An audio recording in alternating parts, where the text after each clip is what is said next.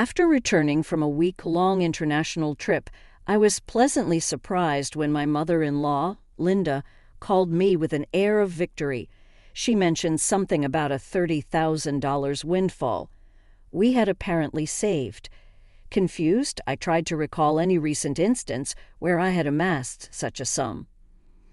As a freelance jewelry designer, I do maintain a savings account for unexpected expenses, but I certainly don't keep large amounts of cash around, and my bank card was securely with me. Normally, no one else has access to withdraw such a substantial amount from my account. You gave it to me, so I took it from the sideboard drawer. You guys are doing well, so it's fine, Linda declared over the phone, leaving me bewildered. Before I could understand more, she quickly thanked me and hinted at counting on me for future financial help before hanging up. I was left puzzled about the missing $30,000 until Kevin, my husband, returned home and cleared up the confusion. It was a misunderstanding. However, a month later, Linda bombarded me with numerous calls. I chose to ignore them initially, but the constant ringing eventually compelled me to answer. Over 60 missed calls displayed on my phone screen was disconcerting. As I picked up, Linda's shrill voice filled the room, accusing me of ignoring her.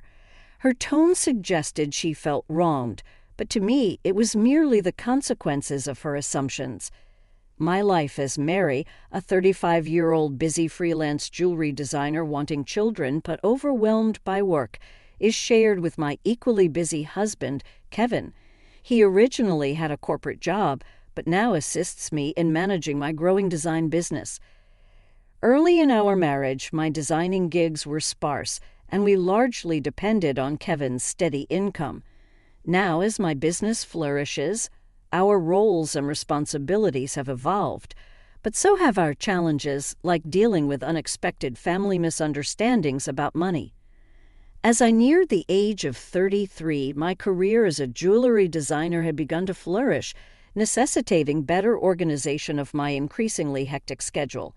Sensing the growing demands of my business, my husband Kevin, who was well-placed in his company and on track for promotion, made a bold decision. He resigned from his job to partner with me, applying his skills in management to our joint venture.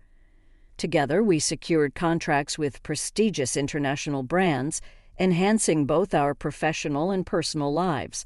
However, managing success came with its unique set of challenges, particularly involving Kevin's mother, Linda.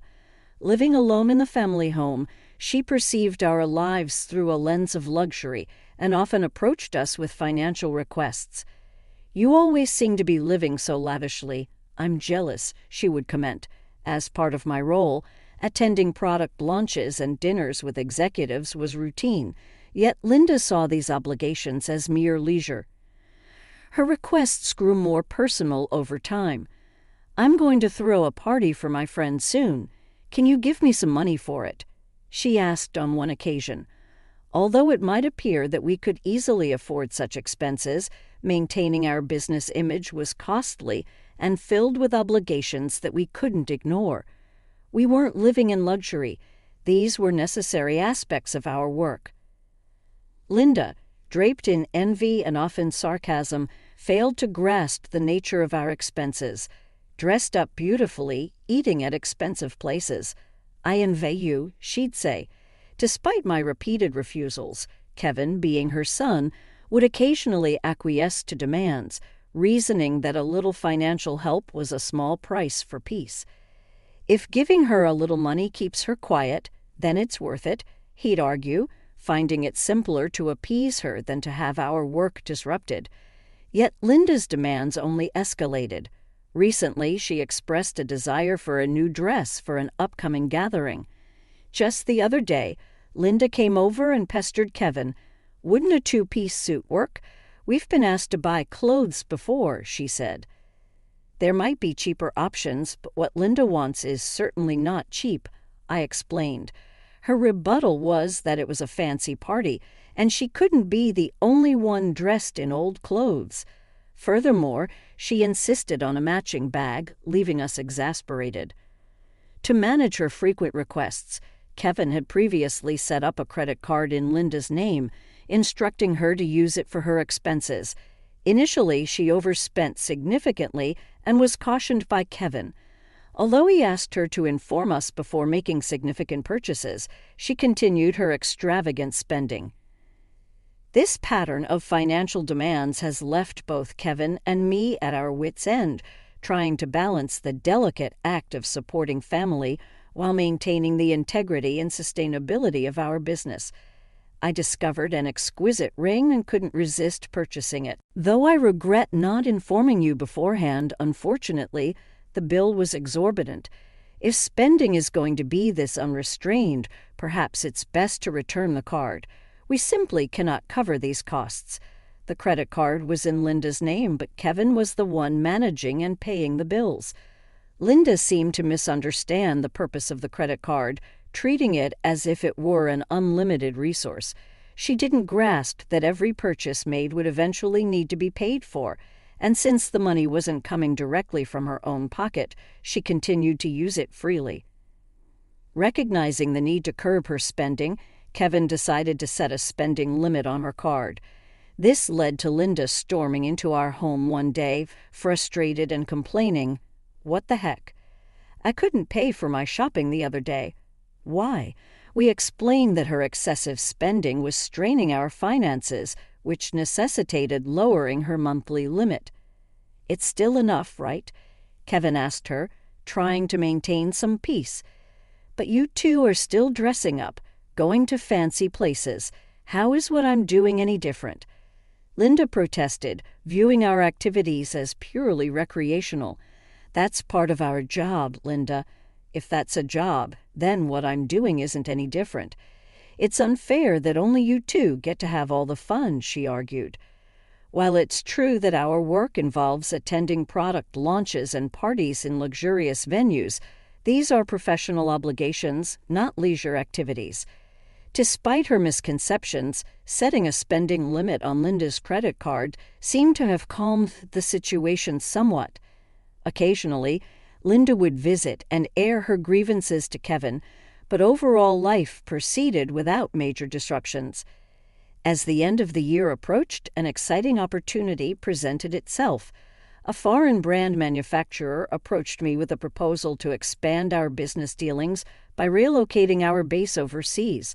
The prospect thrilled me, as it could potentially elevate me to the ranks of top-tier designers. Kevin, ever supportive as my manager, was all for taking the leap. "It's a chance we have to take," he affirmed. However, the prospect of moving abroad brought a new concern. Linda. Given her past behavior, it was a legitimate worry that she might insist on joining us overseas.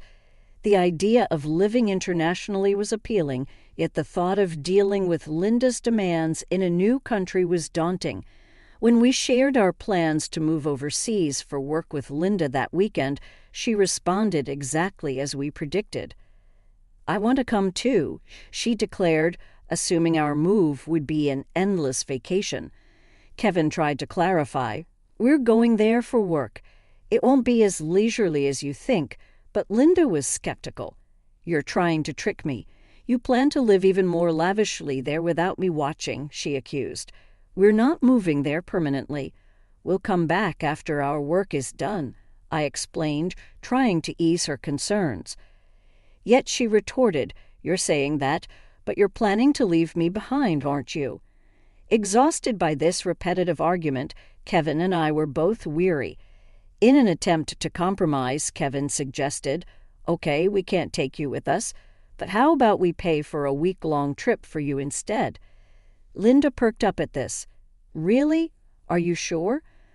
"We'll cover your flight and hotel, but you'll need to manage the rest," Kevin affirmed, pleased, at least for the moment. However, the peace was short-lived. A few days later, while Kevin was preoccupied with the overseas move arrangements, Linda dropped by unexpectedly. "Hey, Mary," Kevin said, "but I want to shop over there too. Can you give me some money?" she asked. "What about the card that Kevin gave you?" I inquired, knowing she had a designated credit card for such expenses. Linda's face fell. "That's the thing. Kevin finally took it away from me the other day, she admitted. It appeared she had been reprimanded for overspending and anticipating the challenges of managing finances with different currency rates overseas.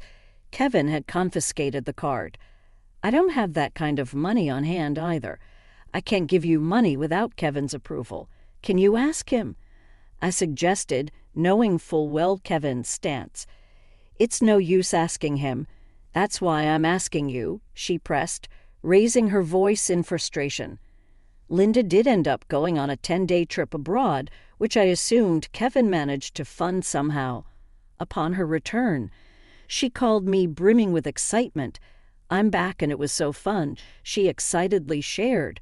Tales of her sightseeing and dining adventures, though I hadn't asked and I overbought souvenirs, couldn't fit them in my suitcase, so I had them shipped here. Can't wait for them to arrive, she exclaimed. That's nice, I replied, trying to keep my tone neutral despite feeling a bit overwhelmed.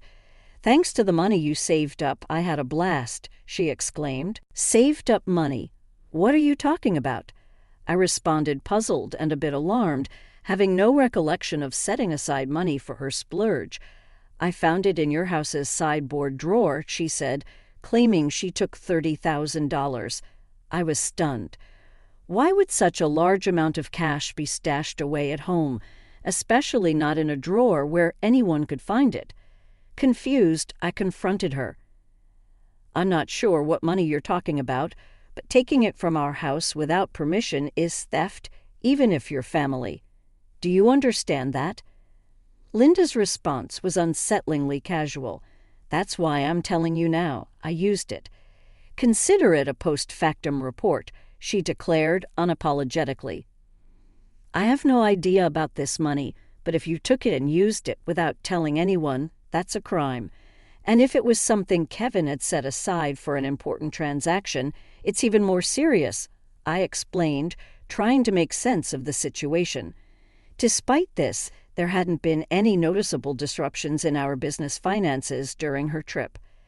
You two live so extravagantly, so why can't I have a little of that? Think of it as doing a favor for your parent. It's not a big deal, right? She rationalized, showing a sense of entitlement that was hard to comprehend. It's one thing to ask for help from your son and his wife, but this is not how you should behave after taking someone else's money, I replied, still in disbelief. I'm glad you enjoyed your trip, but I'll have to discuss this with Kay when he returns. Kevin will understand. After all, I'm his only mother, and $30,000 isn't much to him, she assumed. All right, I'll pass the message along, I said, astounded by her lack of awareness. Later that evening, when Kevin came home, he looked troubled. Mary, do you know about the money I left in the drawer? He asked urgently.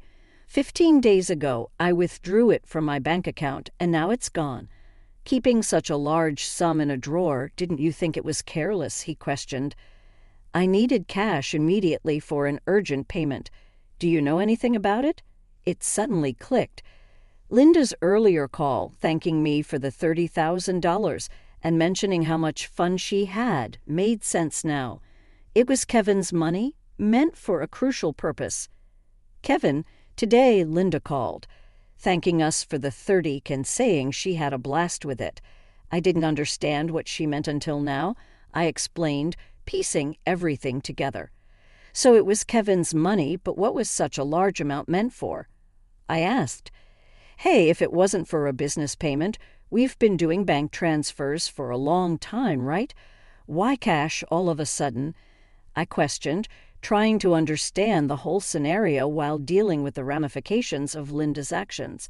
I was aware it was Kevin's money that had disappeared, but the full context was still unclear to me.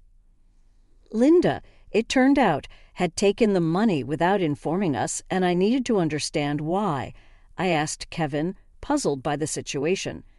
Kevin began to unravel the backstory. After he had reduced the credit limit on Linda's card, she started secretly borrowing money from various sources, including consumer finance cards and credit cards she had opened without our knowledge. When Kevin discovered her growing debt, He took away all her cards and withdrew cash to settle her debts directly, aiming to bypass the banking system to keep our business accounts clean and maintain trust with our partners. This was also partly a farewell gesture, as we're moving abroad and won't be around to manage such issues for her, Kevin explained. I plan to handle her debts discreetly to prevent our financial records from getting complicated. A month had passed since then, and as I was busy packing for our move, Linda's frequent calls became hard to ignore. When I finally took her call, her voice was tinged with desperation. "Why aren't you answering my calls? I've called so many times," she said, almost in tears. "I'm sorry, Linda. I've been caught up with the move. What's going on?" I asked, trying to remain calm and give her a chance to explain her side. "It's not just one thing, it's everything. They're asking for payments almost every day. It's too much," Linda confessed, her voice cracking under the strain. "Have you tried contacting Kevin about this?" I inquired, hoping she had sought his help first. "He seems to be blocking my calls. I can't get through to him at all. Mary, you're my only hope now." "Please help me," she pleaded. I realized then just how complex the situation had become. Linda's financial recklessness had led her into a labyrinth of debt, and now, isolated from Kevin's assistance, she was turning to me as her last resort. As we prepared to start anew in a foreign country, the challenges of dealing with Linda's financial chaos loomed large, demanding immediate attention before we could fully focus on our new beginnings. I was taken aback by Kevin's drastic approach toward his own mother. If he had used the prepared funds to directly settle Linda's debts, this distressing situation might have been avoided. Instead, Linda was now overwhelmed with collections, letters, and relentless calls from finance companies and consumer lenders. It was a scene reminiscent of something from a dramatic film, one I had never expected to witness in real life. I'll talk to Kevin, but I can't guarantee what he'll do. A son should help his mother in trouble, right? Please ask him for me. Linda pleaded at the end of our conversation. However, with our impending business expansion overseas, our financial resources were already stretched thin, and we couldn't afford to further assist Linda, especially given that she had misused the money meant to settle her debts. When I relayed the details of the call to Kevin upon his return home, he responded with a mixture of fatigue and resignation. I had planned to sort things out before we left, but she squandered that chance herself, he said coldly.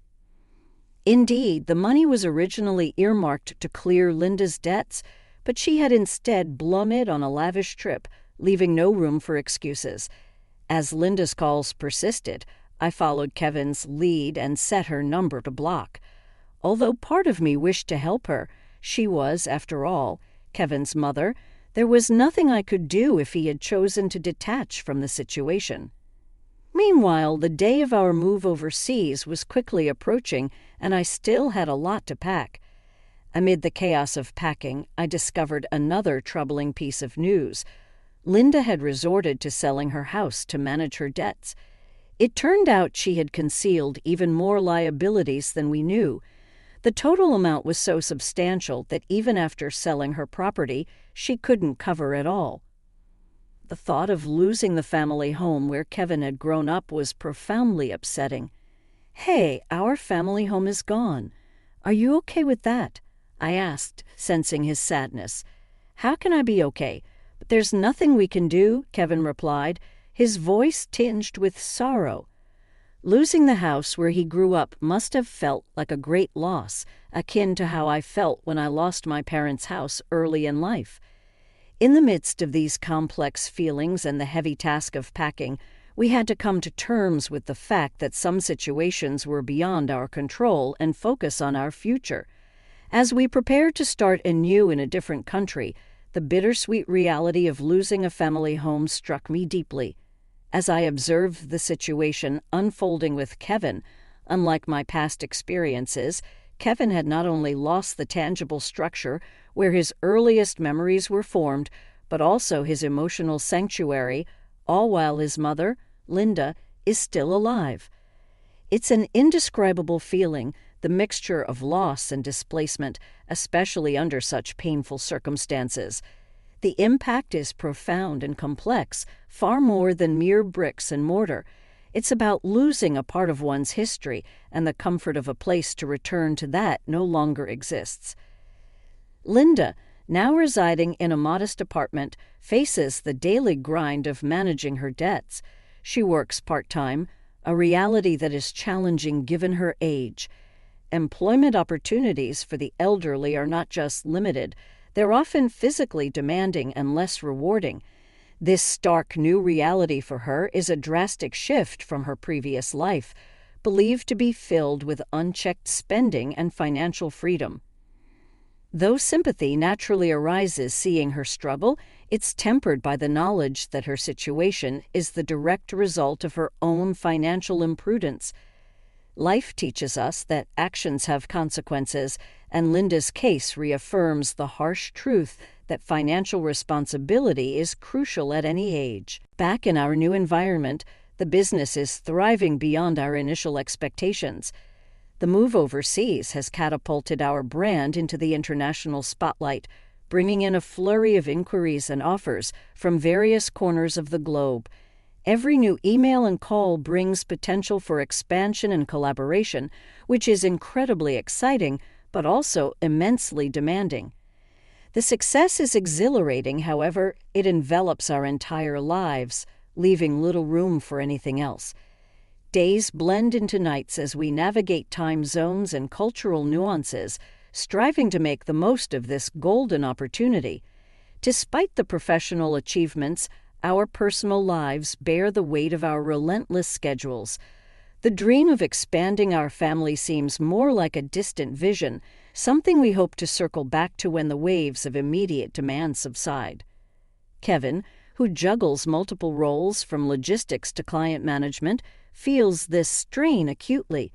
As partners in both life and business, we find ourselves pondering the future and our priorities, wondering how we can align our professional goals with our personal desires.